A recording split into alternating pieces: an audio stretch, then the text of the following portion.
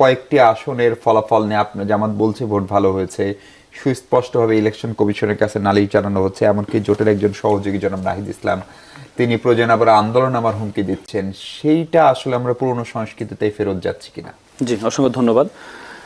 প্রথম কথা হচ্ছে মানে সকলের পক্ষ থেকে এবং আমি নিজেও সহ বলছি যে এবারে ইলেকশনটা স্বচ্ছ হয়েছে, কোনো সন্দেহ নেই।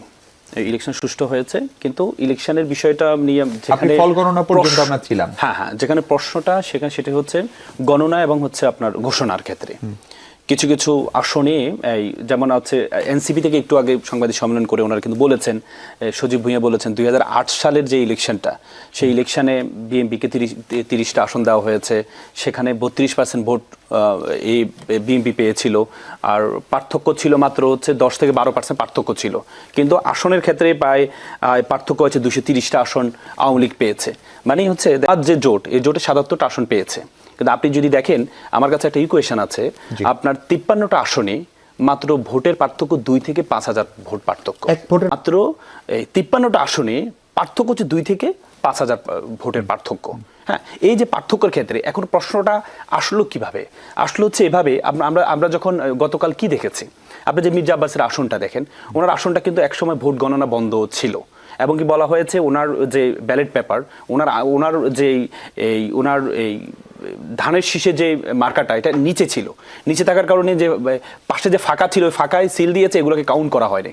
পরবর্তীতে এগুলোকে কাউন্ট করা হয়েছে, কাউন্ট করার কারণে উনি জয়লাভ করেছেন, এই থেকে জয়লাভ করেছেন। কিন্তু একইভাবে আপনি এটা যদি কাউন্টেবল হয়, আপনি যখন মামুনুল হক, আল্লামা মামুনুল হকের যে আসন, সে আসনে ওনার মার্কাটাও একবার শেষে ছিল, রিক্সা মার্কাটা একবার শেষে ছিল, এবং কি ওনার অনেকগুলো ভোট নষ্ট হয়েছে শুধুমাত্র ডান পাশে সিলটা মারার কারণে, সেক্ষেত্রে এটাকে কাউন্ট করা হয়নি। এই আপনি যখন এই দ্বিচারিতা যখন দেখেছে, তখন কিন্তু প্রশ্নটা ইলেকশন ট্রাইব্যুনাল রয়েছে, আপনি আইনজীবী, আপনি ভালো জানেন, তখন তো প্রশ্নটা এখন ব্যাপারটা হচ্ছে, আমরা তো হচ্ছে এই পর্যন্ত নির্বাচন কমিশনকে আমরা এই পর্যন্ত যতগুলো দেখেছি, ওনাদেরকে হুমকি ধামকি দেওয়া ছাড়া এই পর্যন্ত সমাধান হয়নি। আপনি দেখেন নির্বাচনের 2 দিন আগে বলে যে 300 গজের মধ্যে মোবাইল ব্যবহার করা যাবে না, যখনই গিয়ে একটু আন্দোলনের কথা বললো, করলো, তখনই কিন্তু ওনারা আবার এটা থেকে আবার ফেরত আসছেন। আপনি অনেকগুলো বিষয় আপনি দেখবেন নির্বাচন কমিশনের। এখন ব্যাপারটা হচ্ছে এই যে এটা তো আমাদের একটা সংস্কৃতি, আমাদের দেশের একটা সংস্কৃতি যে কোনো কিছু হলে যে আমরা আন্দোলন করব মানে এটা না যে আমরা সরকারকে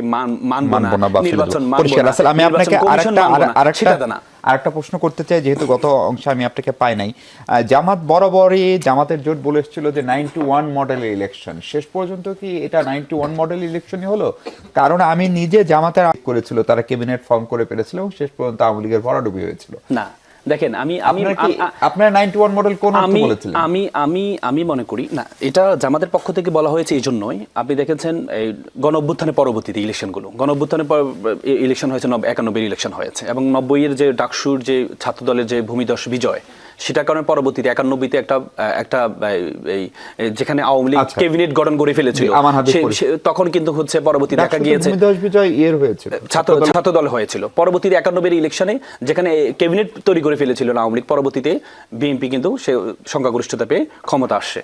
এখন পরবর্তীতে এই যে এবার দেখলাম যে একটা অভ্যুত্থানের পরবর্তীতে ইলেকশনটা হচ্ছে, এবং কি ছাত্র সংসদ শুধু একটা না, 5টা ছাত্র সংসদের যখন ভূমিধস বিজয়, যখন জামাত শিবিরের এই থেকে যখন হলো, তখনই কিন্তু এটা একটা আশা। এখন আপনি তো আশা করতে পারেন যে পরীক্ষা দিতে যায়, প্রত্যেকে তো পরীক্ষা দেওয়ার আগে চিন্তা করে আমি ফার্স্ট হবো। এখন আপনি তো বলতে পারবেন না যে তুমি ফার্স্ট হবে না, তোমার চেহারার মধ্যে ফার্স্ট হওয়ার কোনো ভাব নেই, তোমার প্রত্যাশা করে। আপনি তো বলে যে গ্যাসে বাঁচে ফানুস, আশায় বাঁচে মানুষ, আশা তো করতেই পারে। আপনি যখন কম্পিটিশন অংশগ্রহণ করবেন, আপনি যদি আশাই না করেন, তাহলে তো আপনি শুরুতেই এক্সামের আগে তো আপনি পরাজিত। আপনি যেটি বললেন যে মন্ত্রী ঘোষণা করে দিচ্ছেন, এটা মন্ত্রী ঘোষণা না, এটা হচ্ছে যে আপনারা যদি এই আসনে যদি নাহিদকে জয়লাভ করেন, তাহলে আপনারা ভবিষ্যতে একটা, যদি আমরা জয়লাভ করি তাহলে আপনারা একটা মন্ত্রী পাবেন। তার মানে কি? তার মানে এটা দ্বারা হচ্ছে যে যারা আছে ভোটার আছে, তাদেরকে একটা আশা দেখানো, আপনাদের এখান থেকে একটা শুধু এমপি না, যদি এইভাবে বোঝেন যে সরকারের একজন দায়িত্বশীল কর্মকর্তা নাহিদ সাহেবকে একবার নিয়ে লিখেছিলেন যে তিনি প্রত্যাশা করেন, তার গুড উইশ ছিল তিনি একদিন বাংলাদেশের প্রধানমন্ত্রী হবেন, ফলে প্রধানমন্ত্রী থেকে তাকে মন্ত্রীতে আনা, এই আলোচনাও কিন্তু হয়েছে নাহিদ ইসলামকে নিয়ে। এখন কথা হচ্ছে, আমরা তো দেখি যে গণঅভ্যুত্থান যারা নেতৃত্ব দেয়, পরবর্তী তারা প্রধানমন্ত্রী হয়, এটাই তো স্বাভাবিক কথা। কিন্তু এটা আশা করা তো ভুলের বিষয় না। আমরা তো সমস্যা হচ্ছে আমরা হচ্ছে একটা পরিবারতন্ত্রের মধ্যে আছি দেশটা, আমরাও একটা বৃত্তের মধ্যে আছি, এই বৃত্ত থেকে বের হতে পারি না। আমাদের দেশে আমরা ছোটবেলা থেকে, আমি আপনাকে বলি, আমরা ছোটবেলা থেকে আমাদের মাথায় ঢুকিয়ে দেওয়া হয় সবকিছু হতে পারবা, প্রধানমন্ত্রী হতে পারবা না।